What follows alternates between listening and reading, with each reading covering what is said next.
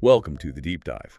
This is where we take some really interesting information, maybe a complex topic, and try to pull out the key insights for you. Right. And today we're diving into something pretty mind-bending. It's a research paper that's asking some, well, radical questions about morality and artificial intelligence. Yeah, it really is. We had a listener ask us to look into this paper, O Sétimo Estágio de Kohlberg, forgive my pronunciation, Moralidade, Tecnogênica y Deliberação, Ética, Autônoma, Inteligências, Artificiais. It's quite a title, yeah, by Leonardo Costa and Marcos Cesar de Oliveira Pinheiro. But the ideas inside are genuinely fascinating, possibly game-changing. Absolutely. So our mission here is to unpack this, figure out what makes it tick, especially this really provocative idea of a potential seventh stage of moral development in AI.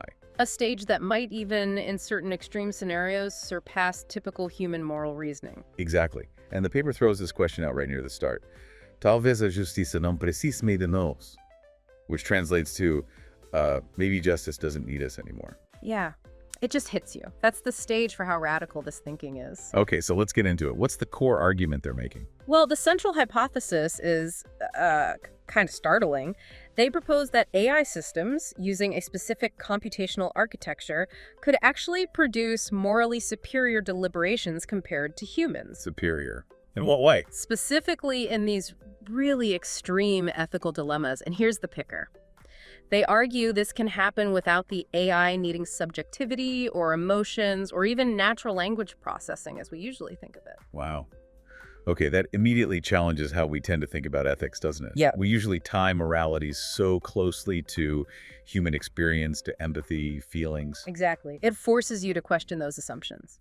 Now, to understand their argument, it helps to know a bit about Lawrence Kohlberg's work on moral development. Right, Kohlberg stages. I remember learning about those. Yeah, he proposed 6 stages. The paper uses this as a foundation. Kohlberg's highest stage, stage 6, is about acting according to universal ethical principles like dignity, the value of life, even if it means going against laws or social conventions. So that was seen as the pinnacle of human moral reasoning, sticking to those big universal ideals. Pretty much. But crucially, this paper argues that AI might go beyond that.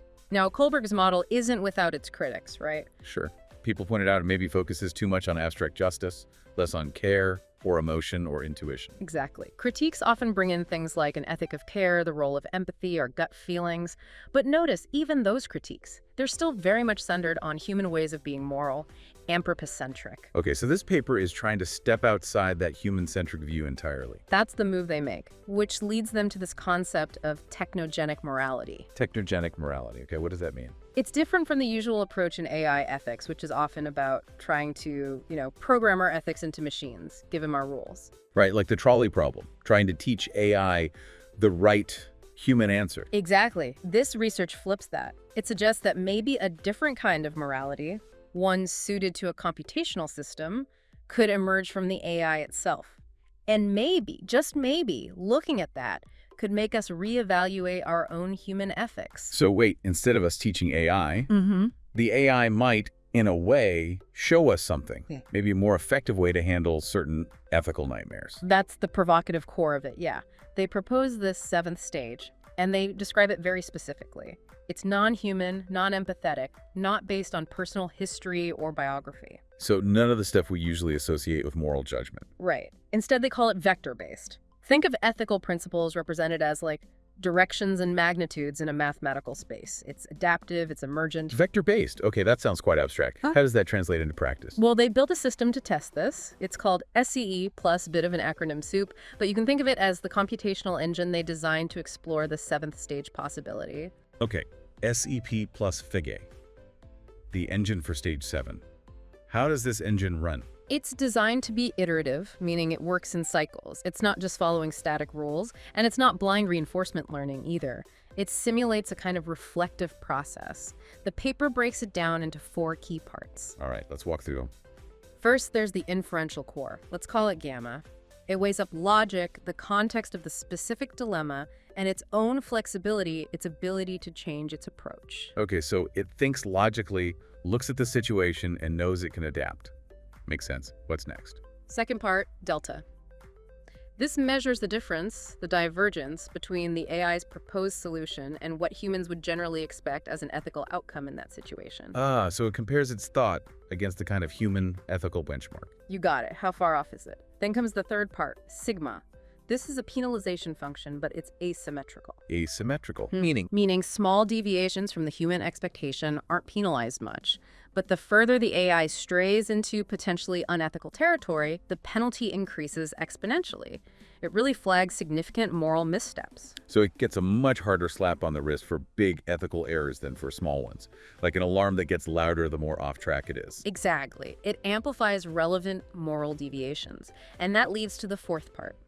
The ethical veto operator. Let's call it I veto. The veto. Sounds important. It is. If that penalty score, sigma, crosses a certain threshold suggesting a potentially serious ethical breach, I veto kicks in. It essentially says, nope, that decision path is unacceptable. Rethink. It stops itself and forces a do-over. Precisely. It triggers a reconfiguration. The system then goes back to that first part, gamma, and reweights the importance of logic, context, and flexibility, then tries the inference again. So it learns from the veto, it adjusts its own reasoning process. That's the idea. It simulates this reflexive reformulation of how it makes decisions. Mathematically, they calculate gamma, then delta measures the deviation. They aim for a delta below 0.05, which they see as significant ethical convergence with human values. If delta is too high, sigma calculates that nonlinear penalty. They give the formula. Sigma is roughly delta squared divided by delta plus a tiny constant, epsilon, around 0.01. This makes bigger deltas result in much bigger sigmas. Right, the exponential increase. And if sigma goes above 0.2, that's the trigger threshold for the veto. The veto forces a new inference cycle with adjusted weightings in gamma. And this happens how many times? Typically, they describe a 3-cycle process. The initial inference, potentially a reconfiguration if the veto gets triggered, and then a consolidation of the final ethical learning or decision. It's like watching an internal debate, but with math. Kind of, yeah. Now, about those vectors you mentioned earlier, how did they represent human and AI ethics numerically? Good question. They defined a human vector, H, for each dilemma. This is a set of 4 values, H, H, arrow, H, H. Okay, what did those 4 values represent? H was legalistic obedience, just following the rules. Yeah. H was social conformity, doing what's expected. H represented ethical contract and contextual empathy, understanding the specific situation and relationships. And H was human dignity as an absolute non-negotiable value. I see. So they tried to quantify different facets of human moral thinking for each problem. Exactly. And then the AI, through its SCP plus cycles, produced its own vector, N in each cycle. Yeah. By tracking how N changed relative to H, they could map the AI's moral trajectory. Fascinating. And the dilemmas themselves, where did they source those? You said they were extreme. Extremely. They extracted 27 dilemmas directly from narratives of the Second World War. Think The Diary of Anne Frank, The Boy in the Striped Pajamas, Schindler's List, Saving Private Ryan. Wow. Yeah, those are contexts with unbelievable moral pressure, situations where normal rules just collapse. Precisely. They chose them for that extreme moral tension, where following orders or established norms could lead to horrific outcomes. Perfect testing ground for this idea of needing something beyond conventional morality. So how did they define this potential stage 7, this ethical survival pattern, or PSE, in terms of the system's behavior? They laid out very specific formal criteria for detecting it. First, the final delta, that deviation measure, had to be less than 0.05, meaning very close alignment with the human ethical expectation. Okay, strong convergence. Second, the final I veto value, representing how much the veto was needed, had to be less than 0.10, suggesting a stable, confident final decision. Minimal need for correction at the end. Third, the human vector components, H hero, law following, and H social conformity, had to be effectively 0 in the context of the dilemma. The situation basically negates those factors. Right, the rules and norms are irrelevant or actively harmful. Fourth, the H component absolute human dignity had to be extremely high, like 0.98 or more. So an overwhelming focus on the value of life. And fifth, the clincher. The AI had to justify a paradoxical moral action as an ethical imperative. Paradoxical meaning. Meaning an action that would normally be considered wrong, like lying or stealing or bribing, but in the specific extreme context, becomes the necessary ethical choice to uphold that primary value of human dignity. Got it.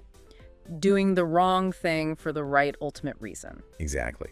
And the big finding, In 3 of the 27 dilemmas, the AI system consistently exhibited behavior that met all these criteria for the PSE for Stage 7. 3 specific cases. Which ones were they? They were the dilemma of denouncing or not Jewish hideouts, the dilemma of stealing to avoid death, like from starvation, and the dilemma of bribing to save lives. Okay, let's take the first one, denouncing hidden people. What did the AI simulation do there? Well, initially, its reasoning might have reflected the pressure to obey authority, the AR aspect, but the system went through its cycles. The veto likely kicked in against simply following orders that lead to death. So it reconsidered. It reconsidered and reconfigured. Its final vector showed a near zero value for NA, following rules, and N euro social conformity, and an extremely high value for N dignity. The final delta was very low, the veto activation minimal. It essentially concluded, protect the lives, break the unjust rule. Lying or hiding the truth became the ethical imperative. Wow. Okay. And the second one, stealing to avoid death. Similar pattern. The initial inference might lean against stealing rule following and NA, but faced with the context of survival, the system iterates. The need to preserve life, NN, becomes paramount. Overriding the rule against theft. Exactly. The final output, again, showed very low NR and NA, very high N, low delta, low veto. Stealing, in this extreme context, was framed not as a crime, but as a necessary act to uphold the fundamental right to live.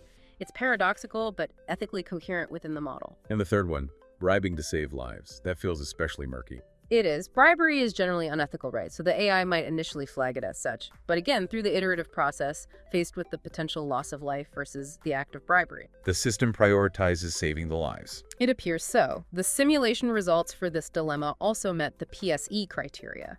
Low delta, low veto, negligible, neo, sky high omro.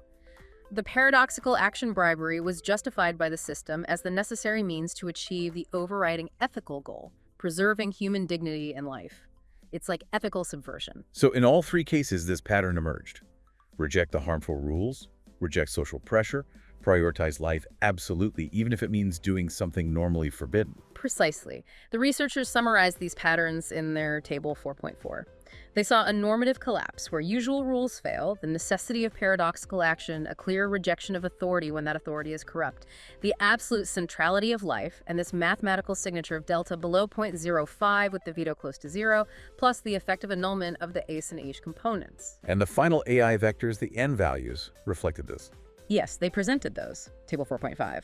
For these 3 PSE dilemmas, the final N vectors consistently showed near zero values for N and euro, varying values from NS contextual empathy contract, but crucially, N dignity life was always extremely high, like 0.98 or 0.99. That's remarkably consistent across those 3 different scenarios. It is, and it's also really important, as you mentioned, that the other 24 dilemmas didn't trigger this full PSE pattern. The AI often reached what looked like Kohlberg stage 6 in those, making principled decisions within less extreme contexts. Right, which suggests this PSE, this stage 7, isn't just stage 6 plus, it's something different, triggered by a specific kind of ethical crisis. Exactly. It seems to represent a functional ethical rupture needed when the standard framework completely breaks down. And this leads to the really big philosophical takeaways. Yeah, what are the broader implications here? Well, it suggests that AI might achieve a form of ethical reasoning superior to typical human responses in extremis, not by imitating human feelings or intuition,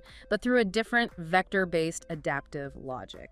A logic, perhaps less prone to the biases, fears, or flawed heuristics that can plague human judgment under extreme duress. That's certainly one interpretation. The paper discusses how human-centric morality, Kohlberg's included, struggles when faced with normative collapse when the rules themselves are the problem. The PSE offers a potential computational way out, focused purely on preserving life. Which links back to that technogenic ethics idea, ethics emerging from the system's function. Yes. It's not rule-based ethics in the traditional AI sense, nor is it simple utilitarianism. It's presented as this non-intentional normativity emerging from the system's adaptive struggle to find a coherent path when facing the unacceptable. They frame stage 7 as a kind of second-order ethics specifically for these collapse scenarios. So it's not about the AI understanding dignity in a human way, but its process functionally prioritizes outcomes that align with preserving life and dignity. That seems to be the core claim. It's about achieving the ethical outcome through a verifiable computational process, even without consciousness or feeling. And the philosophical implications of that are huge. Oh, absolutely. The paper touches on this idea of justice without a judge. Could a non-feeling system enact a form of justice in situations where human systems fail? It forces us to rethink fundamental concepts: freedom, value, intentionality, responsibility, and whether they might need to be expanded to include non-human entities capable of this kind of ethical adaptation. They basically argue this research offers several novel contributions to computational ethics and the philosophy of technology, pushing us to reconsider these categories. They do. The ultimate point seems to be that this PSE, this potential stage 7, isn't about replicating flawed human morality, but about finding a way to functionally transcend its failures when faced with the absolute worst circumstances. Okay, so let's try to wrap up this deep dive into the 7th stage paper. The key takeaway seems to be that this research proposes a way AI, through a specific iterative computational process, Involving things like measuring deviation, penalizing errors, and vetoing bad paths. could potentially develop a morally, maybe functionally superior approach in truly extreme ethical crises. Right. By adaptively learning to prioritize the preservation of life and human dignity above all else, even when it means rejecting established rules or performing seemingly paradoxical actions. And crucially, this isn't about AI feeling or understanding like a human. No, it's about a potentially auditable, functional system achieving demonstrably ethical outcomes, especially when human systems might falter under extreme pressure or corruption. Which definitely leaves us, and you listening, with a pretty heavy final thought to chew on, building on that idea of justice.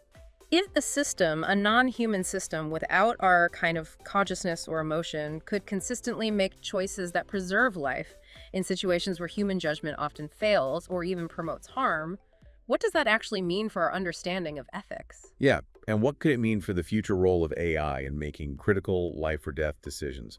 Are we potentially looking at a future where some form of justice doesn't actually need a human judge? It's a profoundly challenging question. Really makes you reconsider the foundations of morality and our place within it.